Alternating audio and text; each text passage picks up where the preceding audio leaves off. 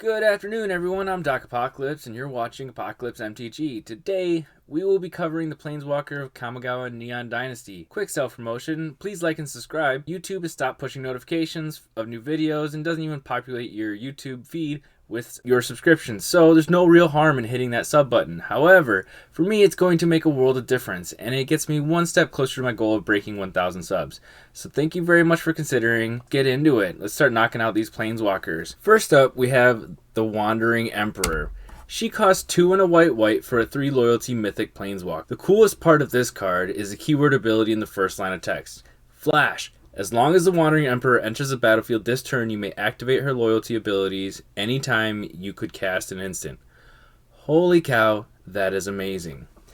If you +1 her, put a 1/1 counter on up to 1 target creature.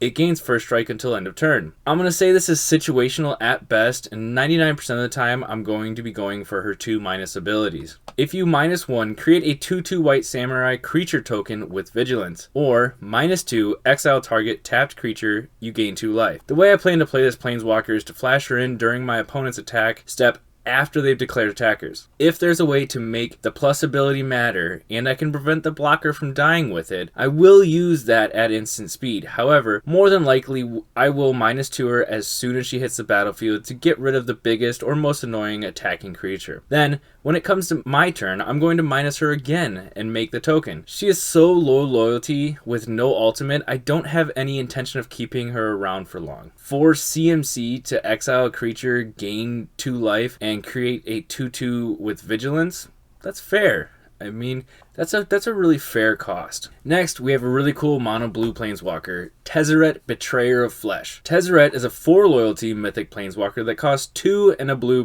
Tezzy is a really cool static ability that says the first activated ability of an artifact you activate each turn costs 2 less to activate. To me, that means the reconfigure costs of some of these artifact creature equipments could be as cheap as free. Tezzy has a +1 ability that says draw 2 cards, then discard 2 cards unless you discard an artifact card. In Kamigawa, most of the cards are artifacts in some way, shape, or form.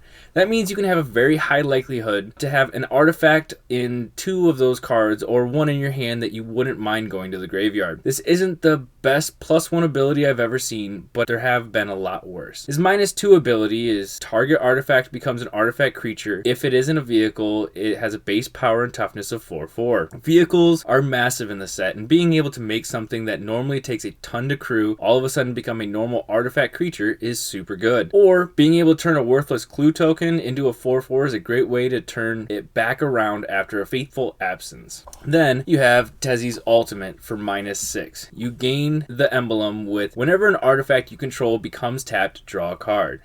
Man, oh man, is this emblem good. And in almost any deck that it can be run by in blue. Food tokens, treasures, soul rings, anything really. When you tap it, you get to draw a card. And that's the rest of the game. I don't know of a single way to remove an emblem. If you find a way to get 2 or more loyalty counters on this before it gets killed, I would get the emblem and not even risk trying to get to 7. 99% of the time, if you wait to get to 7, it will die before you can activate it. Tezerette, Betrayer of Flesh is the polar opposite of the Wandering Empire. There's little I want to do more than to keep Tezerette alive, where the Emperor I wouldn't mind keeping alive, but in reality I want to maximize the value on her as quickly as possible, so she will likely be dead after 1 go around on the table. The next Planeswalker is our first multicolor of the day. He has been out for a good long while, however, for the sake of completeness, I'm going to hit it again. Next is Kaido Shizuki. Kaido is a 3 loyalty mythic planeswalker that costs 1 and a blue-black to cast. Kaido's static ability is more of an ETB trigger that says, at the beginning of your end step, if Kaido Shizuki entered the battlefield this turn, he phases out. This is really cool. He is only a 3 CMC planeswalker, so that's kinda spicy, but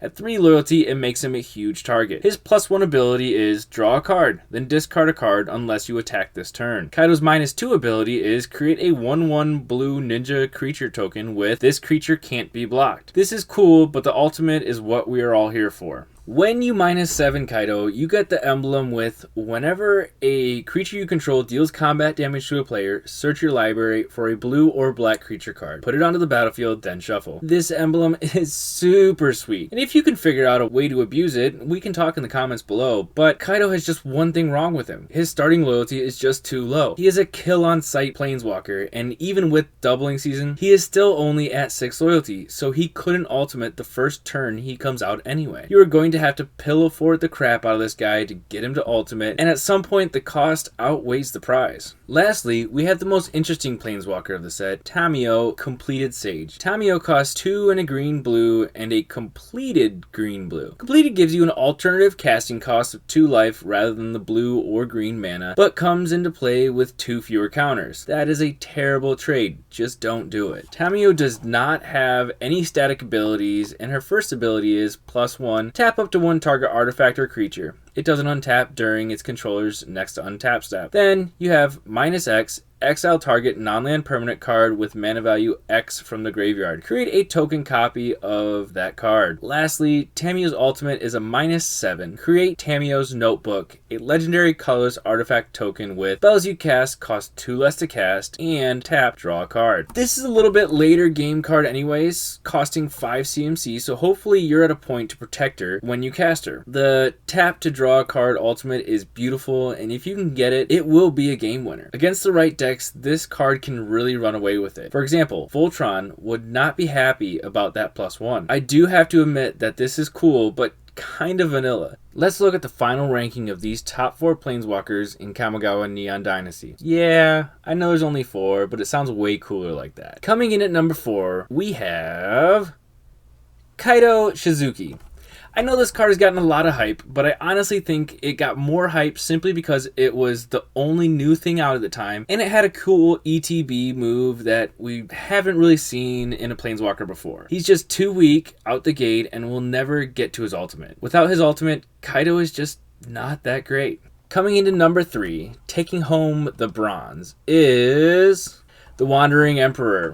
Yep, you guessed it. The Wandering Emperor is an amazing card, and I do really see a use for her strategically. That being said, it's meant to be a planeswalker, not cannon fodder. She has no ultimate, her plus is only situationally useful, and her minus will eat her up super fast. If the Wandering Emperor came into the battlefield with 1 more loyalty counter on it, I think she could edge out who we have in for number 2. With that being said, our runner-up for Best Planeswalker of Kamigawa Neon Dynasty, taking home the silver, is Tamio Completed Sage. Tamio edged out the Emperor by the smallest of margins, and I only really picked her because I believe that Tamio has a better chance of surviving and getting up to an ultimate. Her plus ability is what makes her think she has a chance. The X ability is only marginally useful, but her ultimate is so good. If you have been keeping track of who we've covered, that means taking home the gold is Tezerette, Betrayer of Flesh. Tezerette is appropriately costed. His starting loyalty and all of his abilities are worth their cost. He has the best ultimate by far if you ask me, and I understand that Kaido brings stuff back, but card advantage will always be better. It takes 1 graveyard hate card to hose Kaido. Tamio isn't an emblem, and therefore her ultimate can be removed. So at the end of the day, Tezerette took home the W. But compared to other planeswalkers of these, they just aren't the greatest. However, they will hold their own spot in history as they are quite unique. Thank you guys so much for watching the Planeswalkers of Kamigawa review and ranking. If you liked what you saw today, don't forget to let me know by hitting that like button. If you would like to see more like this, let me know in the comments below and by hitting that subscribe button. I will close with this. Kamigawa Neon Dynasty is a very well thought out set. I have yet to find cards that will break its intended format of standard and limited. There has been some controversy about how the cards will affect eternal formats like Legacy and Modern. Only thing I will say about this right now, as part of an ever-growing game